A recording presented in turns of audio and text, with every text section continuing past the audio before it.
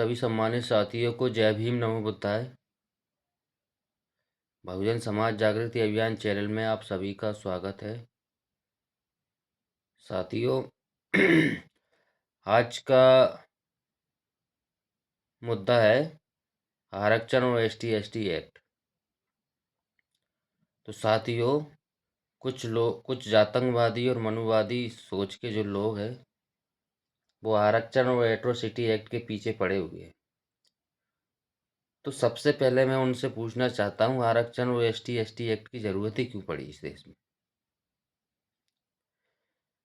ST act की जरूरत जातिवाद और शोषण के लिए एसटी एक्ट की जरूरत पड़ी। भारत में जातिवाद छुआछूत चरम सीमा पर था उस टाइम, इसलिए एसटी एक्ट की जरूरत पड़ी और आरक्षण की जरूरत भी इसीलिए पड़ी। तुम लोग समानता तो देश में लाना नहीं चाहते हो, और देश के यहाँ के बहुजनों को तुम गुलाम बनाना चाहते हो। तो आरक्षण जाति के आधार पर ही रहेगा। जब तक भारत में छुआछूत, ऊंच नीच, जातिवाद रहेगी तब तक आरक्षण जाति के आधार पर ही रहेगा। मुझे बताइए, आर्थिक आधार पर किस किस जाति का शोषण होता है? क्या कभी गरीब ब्राह्मण का आर्थिक के आधार पर छुआछूत होती है? उसके साथ शोषण होता है क्या उसके साथ? या किसी गरीब ठाकुर समाज में होता है, राजपूत समाज में होता है कोई गरीब आदमी, क्या उसके ऊपर जातिवाद आर्थिक आधार पर होता है क्या?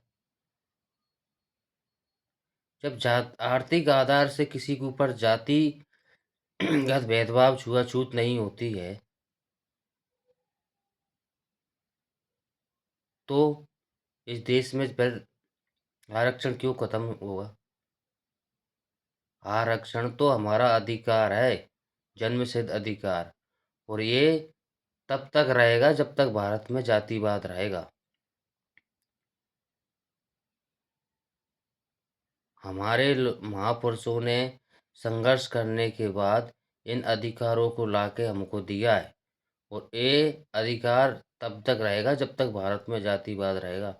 और जातिवाद को ख़त्म तुम करना नहीं चाहते, छुआछूत को ख़त्म तुम करना नहीं चाहते, और भारत से आरक्षण और जाति एसटी एक्ट ख़त्म करने की तुम सोच रहे हो, ये नामुमकिन है। सुनो, भारत में जब तक आरक्षण जब तक भारत में जब तक जातिवाद और छुआछूत रहेगा तब तक आरक्षण रहेगा। और बाबा साहब को गाली देने वालों, बाबा साहब को गाली देने की हिम्मत मत करना, नहीं जितना तुम्हारी लंबाई है ना उससे दोगुना जमीन में गाड़ देंगे। जय भीम, नमो बुद्धाय।